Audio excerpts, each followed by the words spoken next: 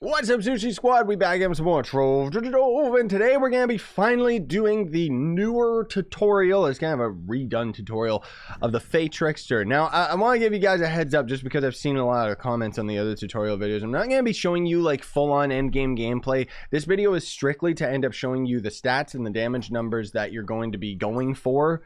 The stats that you're going to be going for on all your gear and stuff like that for this character so that you can be mid to end game in terms of your damage. I will have other videos in the future that will highlight every character at 35 kpr, hopefully, but I still gotta work on getting some Crystal 3 gear and stuff like that. And before we get too ahead of ourselves with the video, I gotta let you guys know, if for whatever reason you're new to Trove and you are watching this video, I would appreciate very much if you ended up using the sign up link down in the description, because what that's going to do is make it so that anything you end up buying out of the store, whether you plan on buying things right now or later in the future or not at all, but if you end up buying anything out of the store, I will end up making a percentage of that sale just by you using that sign up link. It doesn't increase the price of anything. It doesn't end up doing anything to your end. It's literally just a way that you can help me pay the bills by buying stuff in Trove. And it's an awesome way that you can end up helping me out and supporting my cost of living. So thanks Gamigo for the opportunity, and thanks You Find Beautiful People for actually going that mile and doing that.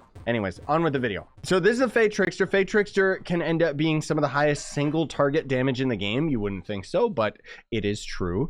The problem is that a lot of instances in Trove have you attacking more than one enemy at a time, and that's where Fae Trickster can kind of fall off a little bit. But the point is that, can you main them Fae Trickster? Yes, most definitely. The damage numbers are up there for sure, and the character is actually really useful. So your class gem will end up creating this little ally, and he'll go into things and explode, which is cool. Your number one, of course, is going to have a lot of knockback and do quite a bit of damage, but your ultimate ability is going to end up basically giving you ×3 more damage than your normal shot. So you're just teleporting around and shooting constantly as you see fit and as you can. So I don't have ideal stats on my Fae Trickster, so ignore all of these values. We'll swap over to my Tomb Raiser so that I can end up showing you guys what the ideal stats are for, you know, going into building the character. But as far as your gear is concerned, that's not ideal gear either.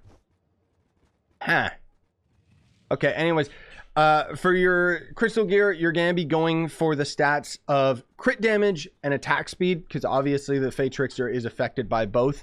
If you can sacrifice the crit damage, you could swap that for movement speed, just because movement speed is always going to end up being really nice, but I would prioritize attack speed over swapping that out for movement speed. Like, prioritize attack speed over the crit damage, just because more attack speed means more damage over time, means that you're going to end up being a lot stronger than you would be if you end up using the crit damage. However, again, crit damage, movement speed is going to be the ideal stats, because this character is going to absolutely destroy, and you can compensate by having good mount movement speed.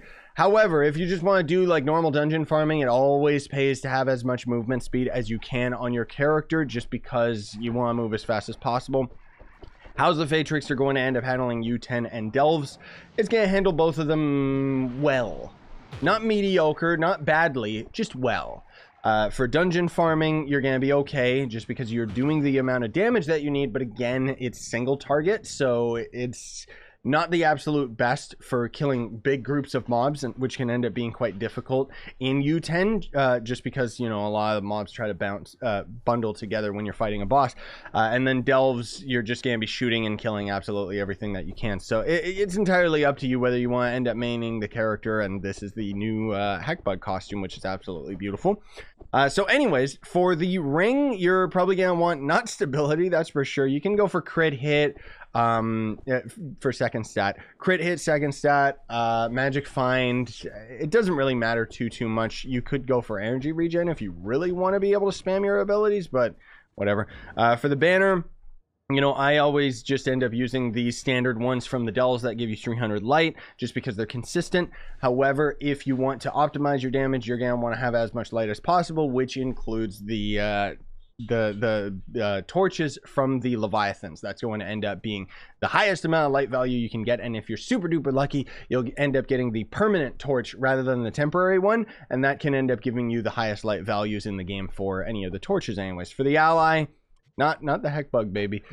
For the allies, so this is pretty much the biggest difference between this tutorial and my older tutorials, is not only just referring to the delves in general, but talking about these delves allies, because these are the big new thing. So you're going to be going for Avior, possibly, if you want to end up using that movement speed, or using Puck, just because of the cooldown recovery, because you can end up using your ult a little bit more, and it's really, really good to help you clear lots of enemies really, really fast.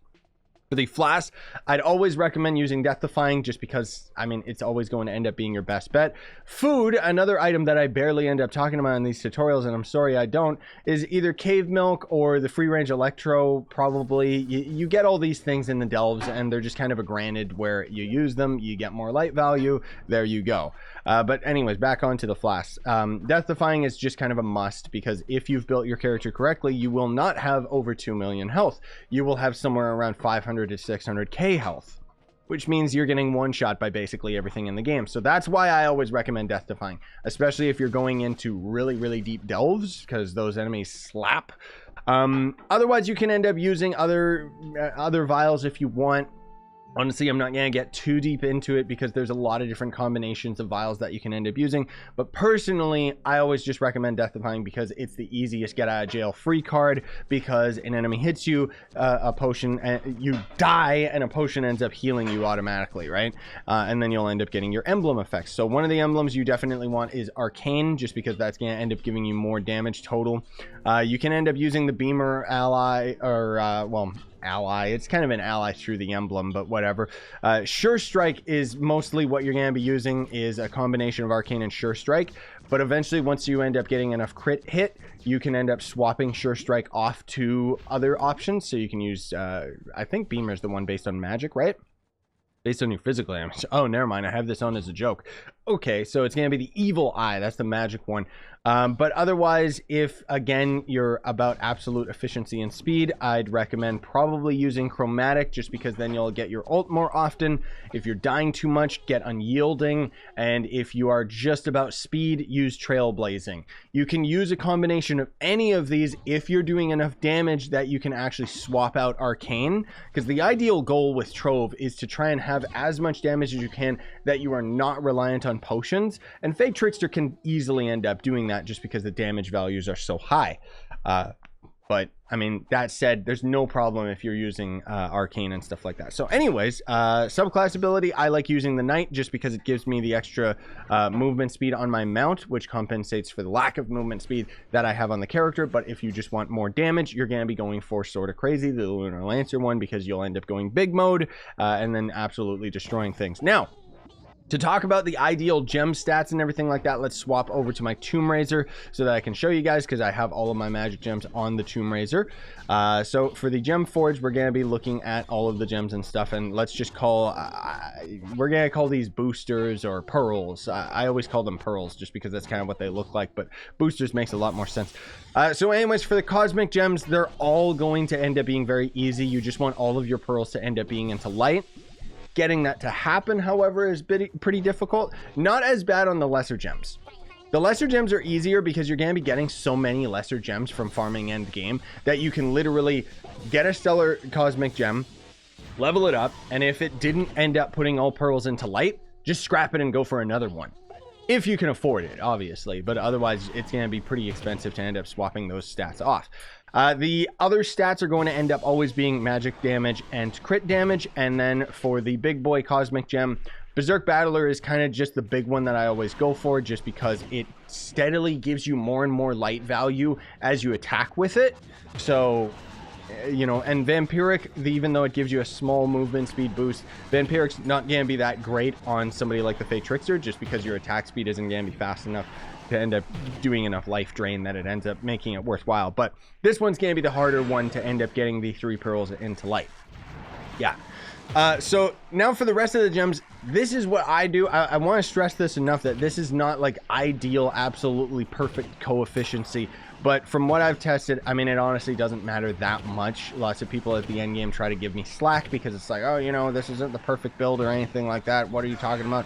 But it's like, dude, prove me wrong. I'm dealing with the end game perfectly fine with my stats, and as I've tested out, The ideal stats literally give you like 1 to 2k difference in damage values. Anyways, I'm sorry about the rant. I've just been seeing some of the comments lately.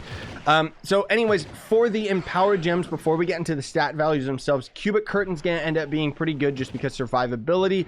Explosive epilogue you can end up using because you are talking about the Fae Trickster, but an ideal one would probably be Pyro Disc if you are just trying to speed farm, because Pyro Disc is going to give you the movement speed boost. But if you want ideal damage, it's probably going to end up being I don't know, I guess cubic curtain just for the survivability, and then explosive epilogue. Probably a Pyro Disc explosive epilogue is what you're actually going for rather than cubic curtain. And then of course your class gem ability is going to end up being the last one. So what I end up doing for these gems is I do a 6:3 ratio, or let's just call it yeah, 6:3 ratio. That's what I usually call it. So all of your empowered gems, 1, 2, 3 are going to be the same stats, and then 1, 2, 3 of your lesser gems are going to be the same stats. So that's where the 6 comes in. And then 1, 2, 3, so 6:3 ratio, 3 of your lesser gems are going to end up being different stats. Now the thing is that you don't have to follow this to an absolute T, okay? The important thing is to have as much pearls in your magic damage and your crit damage as possible. You don't want any pearls into crit hit, okay? And there's, again, it's not going to make as much of a difference as you would think to end up having a couple extra pearls in crit damage versus a couple extra pearls in physical damage.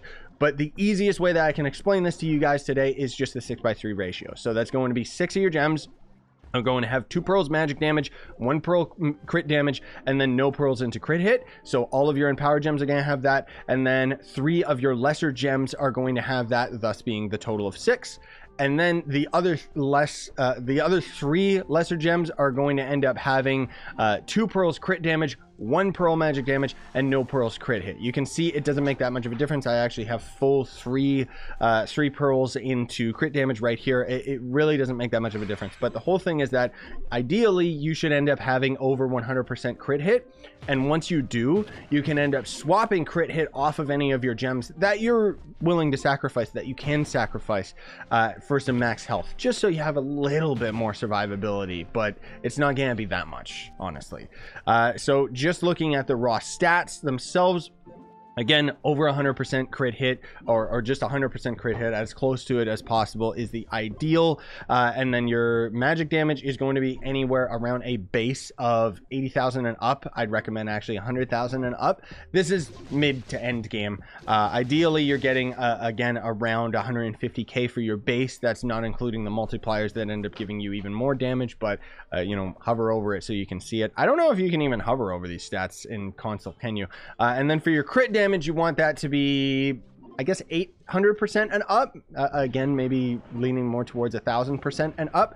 And then you'll be able to handle enemies in the mid game to slightly in the end game. But again, you're going to be ideal at having those stat values much higher. You know, I'm at 2,000% crit damage. You want to have that around maybe 1.6, 1.8. And then of course your light value, which is just going to be putting light on absolutely everything that you can, which is just going to be all your crystal gear, and then your cosmic gems, obviously. So yeah, that's going to do it for today, gamers. That's going to end up being the Fae Trickster tutorial. As far as I know, the only one that's left is the Chloromancer, so I'll try and get on that. I'm sorry that these tutorials ended up taking so long to do. I was really hoping I would get all of them out by the end of last year, but I ended up being completely surprised because I was like, oh wait, I still missed like the unpopular characters. Not to say Fae Trickster isn't unpopular. I know there's a lot of you guys and gals out there that love the Fae Trickster, but as far as the overall of the game is concerned, I barely see anybody ever main Fae, especially over somebody like Ice Sage or other characters. But anyways, pick your poison. If you like Fae Trickster, hopefully you found this helpful. Smash like, sub for more, buy the merch you want, support the channel, and have yourselves a fantastic day. Sign on, and stay epic, gamers.